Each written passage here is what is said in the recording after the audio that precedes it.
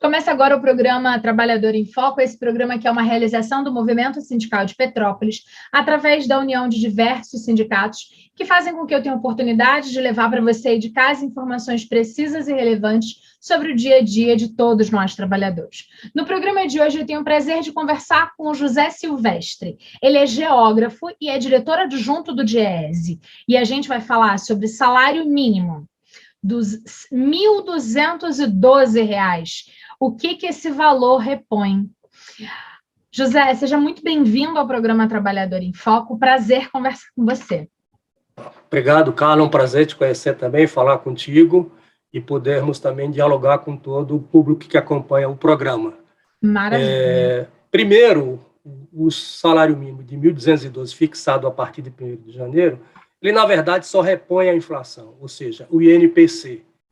Aquela minúscula diferença que tem foi efeito de arredondamento, porque o INPC foi 10,16 e o reajuste do salário mínimo foi 10,18, mas por efeito do arredondamento, que deveria ser, se aplicado só ao INPC, 1.211,70 centavos, algo parecido. O arredondamento foi para 1.212. Então, só repõe a inflação. Perfeito. Vamos começar um pouquinho antes disso. Eu queria que você explicasse para quem está assistindo a gente em casa, afinal de contas, o que é o conceito de salário mínimo e quando é que ele foi criado?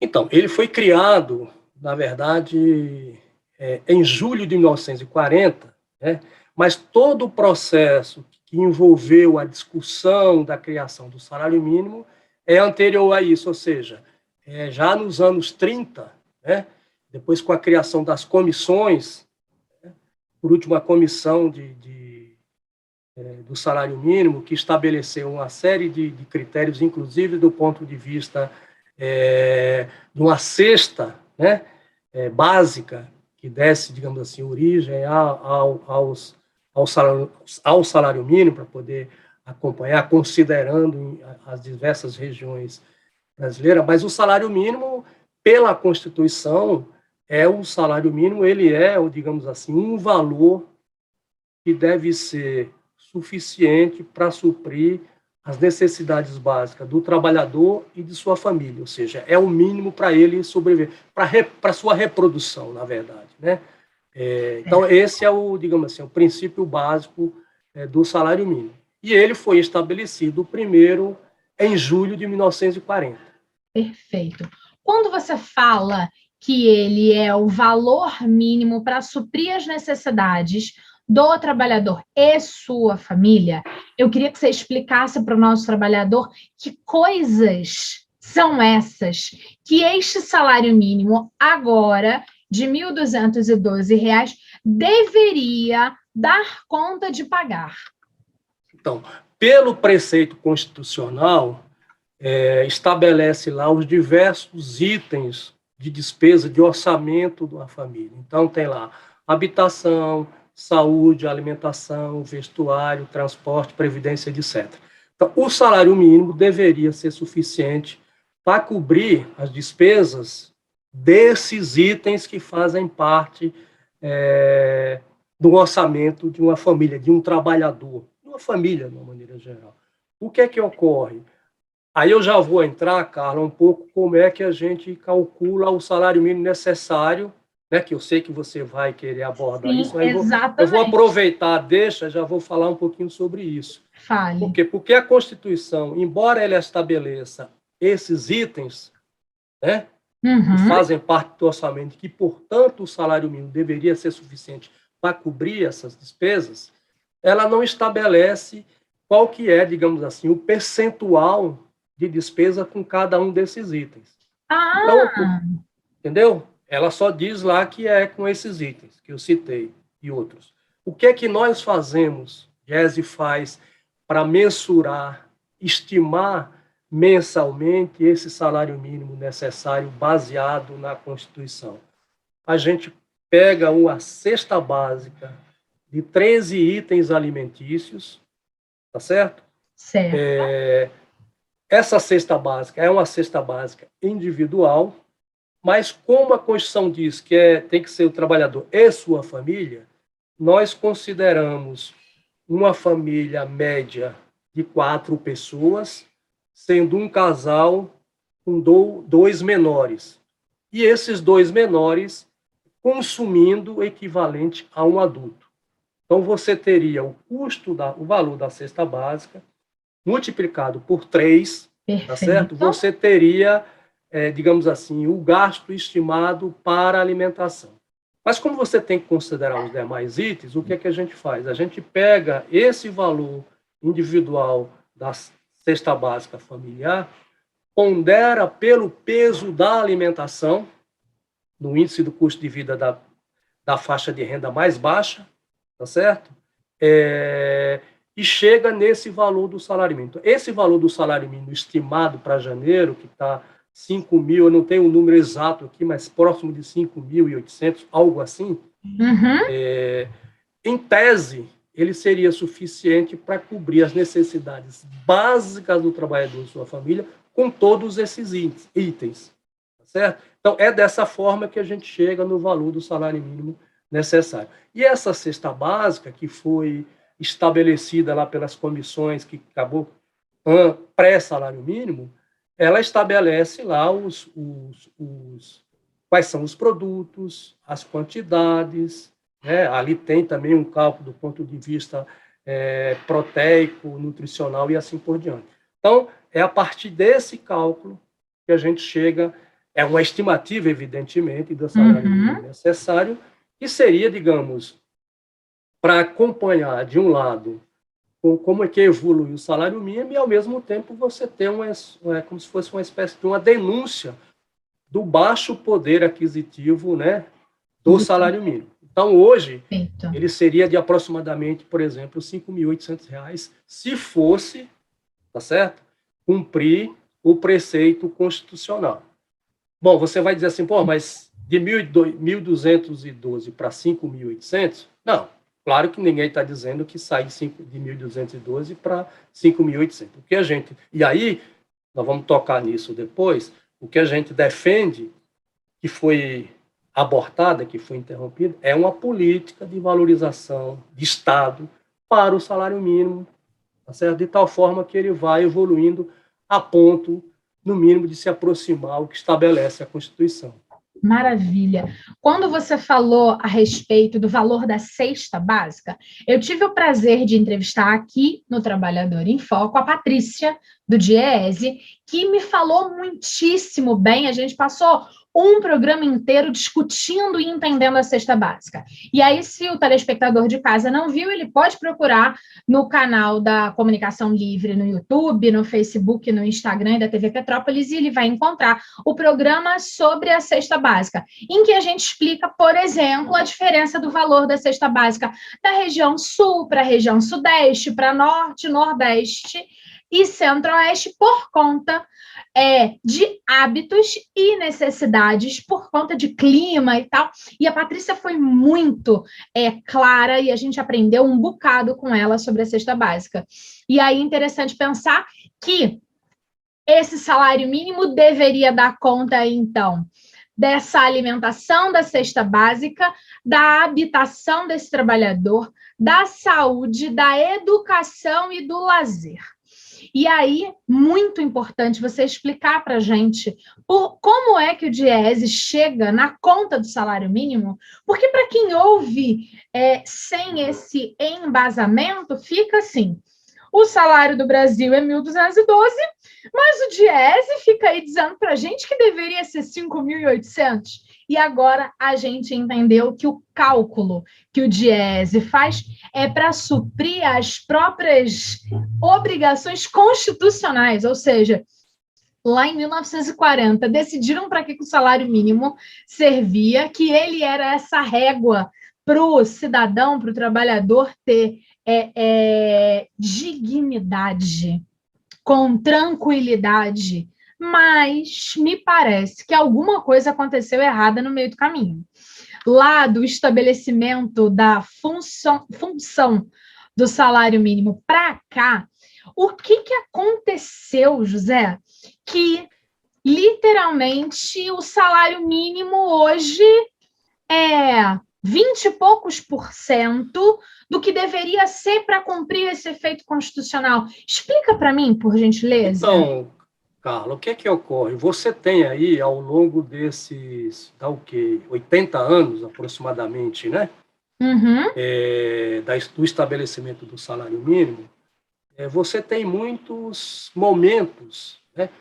Foram diversos governos que se passaram nesse país, e você vai ver, ao longo da história, pegando a série histórica do salário mínimo, o Diese faz esse acompanhamento desde 1940, você vai ver que teve momentos que ele teve, e aí depende, evidentemente, do governo, depende do contexto histórico, mas você vai ter momentos que ele teve ele foi valorizado, tá certo? Eu vou te dar um exemplo. O momento que o salário mínimo mais teve seu poder de compra, digamos assim, fortalecido, foi exatamente ali na segunda metade dos anos 50.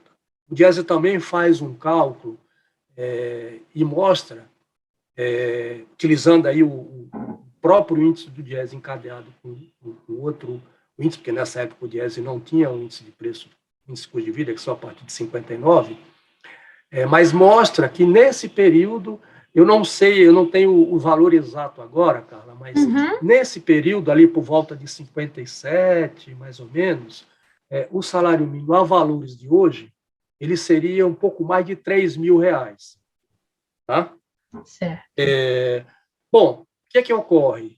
Você teve esse período, depois aí você também teve todo o período da ditadura, o Brasil passou por um processo de inflação elevadíssima, né, nos anos 80, né, 70 e principalmente 80, e parte dos anos 90. E como você não tinha uma política de salário mínimo, né, de valorização do salário mínimo, o que é que ocorreu? O salário mínimo, à medida que os anos iam passando, ele ia perdendo poder de compra, ele ia sendo corroído pela inflação. No plano real, lá no governo Fernando Henrique, ainda, na verdade, era o Itamar Franco, mas o Fernando Henrique era o ministro da Fazenda, o salário mínimo começa a ter um processo de melhoria, de ganho real. Tá? Então, eu poderia dizer para você que esse movimento ele começa ali em 1994, 95, né? Mas o grande período que o salário mínimo teve o seu poder de compra mais elevado foi no período do governo Lula-Dilma. Por quê?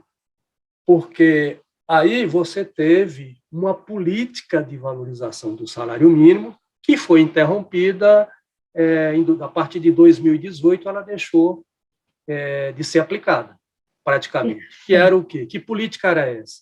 Ótimo. Isso foi no governo Lula, tá certo? Ela foi votada já no governo Dilma, mas o Lula vinha praticando uma política de dar o INPC, dar ganho real para o salário mínimo. E essa política, para fechar, essa política consistia em quê? A correção do salário mínimo pelo INPC dos últimos 12 meses, a data base do salário mínimo depois passou a ser 1º de janeiro, em muitos períodos da história foi 1º de maio, depois foi para 1º de janeiro. Então, o que a política consistia?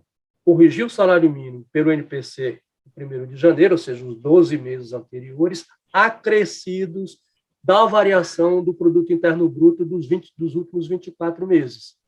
O que ocorreu? É uma política que, quando você tinha crescimento da economia, o salário mínimo tinha ganho real. E teve, tanto é verdade que nesses últimos, de 2003 para cá, o salário mínimo teve um ganho real de pouco mais de 74%, acima da inflação. Né? Então, aí são vários momentos nesses 80 anos que o salário mínimo oscilou muito. Teve períodos que ele melhorou a sua performance em termos de ganho real e teve período que foi corrido pela inflação e não tinha política. Agora, a gente não pode também só focar o salário mínimo, apenas e tão somente, pensando aqui digamos assim, como os fiscalistas ou os adversários do salário mínimo pensam. Ele não pode ser visto apenas, que é a leitura que os fiscalistas fazem, como como despesa. Por quê? Por que eu digo isso? Porque o salário mínimo, ele significa, além de ser um mecanismo, um instrumento que melhora a distribuição de renda, Carla, ele também é um grande estímulo para as economias da maioria dos municípios brasileiros, porque significa injetar recursos na Previdência Social, através, né, dos proventos da Previdência, porque o salário mínimo, né, normalmente, você tem o salário mínimo corrigido, isso tem reflexo na própria Previdência, assim como em outras políticas públicas. Então, ele é um estímulo também à economia, é um estímulo a elevar, digamos assim, os pisos das categorias, é um estímulo também do ponto de vista do salário, do chamado mercado informal de trabalho. Então, ele tem, digamos assim, ele cumpre várias funções, né, do ponto de vista do que ele representa para a economia, para a sociedade de uma maneira geral. Maravilha. Quando você explica de forma muito prática o que o salário mínimo, para que ele é utilizado, e não só para ser a forma de pagamento para o trabalhador ou o valor estabelecido, a gente consegue perceber que o governo de esquerda, tanto Lula quanto Dilma, fizeram com que fosse estabelecida essa prática de ganho real. E incluir o ganho real como uma prática no valor do reajuste do salário tem a ver com distribuição de renda. Isso é muito interessante a gente falar aqui no programa Trabalhador em Foco, porque o trabalhador precisa entender que quando o salário é só com o INPC, não tem melhoria da qualidade de vida, só tem cumprir a inflação. A inflação comeu, você vai lá e repõe. A inflação comeu, você foi lá e repõe. E aí, em via de regra, a vida continua estagnada e a gente não melhora. É disso que a gente fala quando fala também de ganho real? Sim, quer dizer, além de você ter ser um benefício, uma coisa benéfica para aquelas pessoas que recebem o salário mínimo ou valores próximos do salário mínimo, o que eu estou tentando dizer é que ele tem um efeito extremamente positivo, tá certo? Em outros setores da sociedade, em outros setores da economia, né?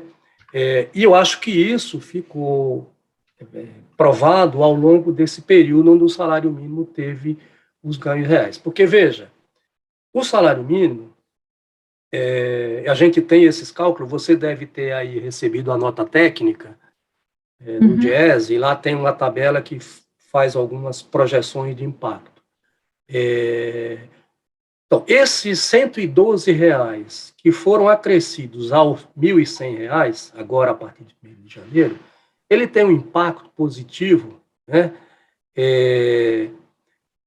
na economia, eu não estou com o dado exato aqui, mas deixa eu só ver aqui para eu não citar o dado de forma correta, Carla. Perfeito. Espera um pouquinho só. É o seguinte, você tem o salário mínimo, tá? Ele tem um alcance aí de aproximadamente um impacto positivo em cerca de 56 milhões de pessoas que recebem direto ou indiretamente, né, o salário mínimo ou o valor muito próximo dele. Tá? São 56,7 milhões de pessoas. Qual é o incremento que esses R$ 112 teve para a economia ao longo? Aí, claro, é uma projeção para o ano de 2022. 81,2 bilhões de reais. Tá? Isso é o que é o incremento que a gente vai ter na economia brasileira em 2022. E um outro dado interessante é que você tem quase 44 bilhões que corresponde ao aumento da arrecadação tributária sobre o consumo, considerando esses R$ 112 de acréscimo no salário mínimo. Então, a gente está falando, certo? É aquilo que eu falei agora há pouco. Então, isso tem um impacto positivo para as pessoas, tem um impacto positivo para as economias do município E tem também o impacto, como eu falei, na questão dos pisos das diversas categorias. Tanto isso é verdade que a gente tem esses levantamentos no Diese, que no período que o salário mínimo cresce, de alguma forma ele puxa os pisos salariais das diversas categorias, né? Então ele tem esses, digamos assim, esses efeitos, além do efeito aí sobre a questão da distribuição de renda. Claro que nós estamos falando não é apenas do salário mínimo, você tem outros mecanismos, políticas públicas voltadas, mas o salário mínimo, como você tem várias políticas que têm o salário mínimo como referência, né, para estabelecer valores, né, por exemplo, seguro-desemprego e outros. Perfeito. Acho muito importante a gente falar do salário mínimo, porque ele deveria ser de verdade o mínimo e não a base de corte, né? Ele é o mínimo para pagar aquelas contas todas, e não o que muita gente acha que é o valor para se pagar por 5 dias na semana, 8 horas de trabalho, 40 horas semanais. Não é isso, né? Agora, uma coisa para a gente meio que finalizar o programa de hoje, já que você já explicou para a gente como é que o Diese faz a conta, o que foi reposto nesse ano de 2012, eu queria que você explicasse para a gente se esta política de ganho real não tivesse sido estabelecido no governo do Lula e da Dilma, da presidenta Dilma, a gente sabe mais ou menos quanto que seria o nosso salário mínimo agora? Se fosse só corrigida por NPC nesse período de 2003 para cá, eu diria para você o quê? O salário mínimo deveria estar aí próximo o quê? Um pouco mais de... próximo de R$700 ou coisa parecida. Porque se você considerar que ele teve um ganho real de 74%, perfeito, tá certo? Ele vai estar aí próximo entre 600 e 700 reais, algo parecido, né? Ou seja, ele seria um valor hoje R$500 a menos, mais ou menos.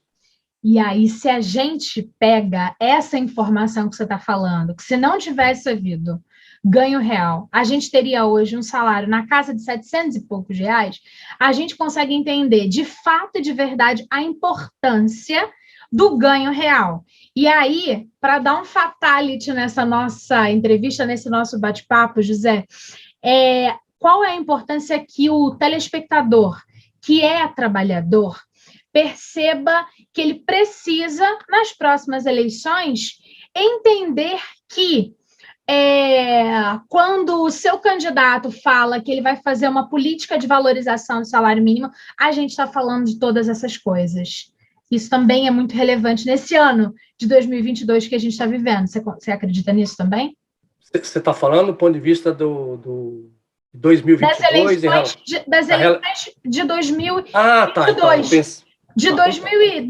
desde o golpe da presidenta Dilma, de lá para cá, denominado impeachment da presidenta Dilma, de lá para cá, a gente não teve ganho real. Sem esse ganho real, nós estaríamos aí na casa do salário em R$700. Se 1.212 a gente acha que é um salário mínimo pequeno, imagina se ele não chegasse nem a R$1.000. E isso é uma política de governo. É importante que o trabalhador pense nisso na hora de votar? É importante, muito, porque o salário mínimo é sempre um tema, Carla, que está na agenda. A rigor, não são... Quer dizer, primeiro, acho que é importante dizer isso. Quem é que batalha, que luta pela valorização do salário mínimo? Em termos de instituições, o Diese é uma delas, né? Sem falar, evidentemente, no movimento sindical, né, nas centrais sindicais, principalmente nas centrais sindicais, que têm a tarefa de pautar os temas nacionais enfim, os grandes temas, entre eles o salário mínimo. Então, eu acho que, certamente, o salário mínimo vai ser tema do debate eleitoral, né? Assim como você certamente está acompanhando, tem outras questões, por exemplo, a questão e que tem algum link, a questão da reforma trabalhista também vai ser objeto de debate.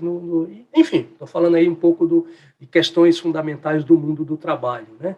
Então, o salário mínimo certamente vai estar na agenda a depender de quem for eleito, quer dizer, se for um candidato mais do chamado campo progressista, e todos nós esperamos que sim, né? E que seja o Lula, o que ocorre? Esse tema vai estar posto e as centrais certamente vão ter uma proposta, isso vai ser objeto de debate e muito provavelmente nós vamos ter, não sei se a política anterior de valorização do salário mínimo, mas certamente nós vamos ter uma política de valorização do salário mínimo. Porque a questão central aí, Carla, não é você pode criticar, achar que não é boa a política, mas o importante é ter uma política. Entendeu? A que nós tínhamos, ela dependia do comportamento da economia, né? Ou seja, a economia cresceu, o PIB cresceu tanto, se aplica a variação desse crescimento o crescimento do produto dos últimos do produto interno bruto dos últimos 2 anos. Mas podem ter outras. Então, para concluir, eu acho que nós vamos ter sim vai ser objeto de debate e certamente nós teremos um debate e alguma política de valorização do salário mínimo. Perfeito. José, muitíssimo agradecida por tudo que você compartilhou com a gente. Foi ótimo esse bate-papo com você, agradeço imensamente. Obrigado, boa sorte, estamos à disposição. Obrigada de verdade. Obrigada a você que ficou com a gente volta em breve com o novo programa Trabalhador em Foco. Um abraço grande, até lá.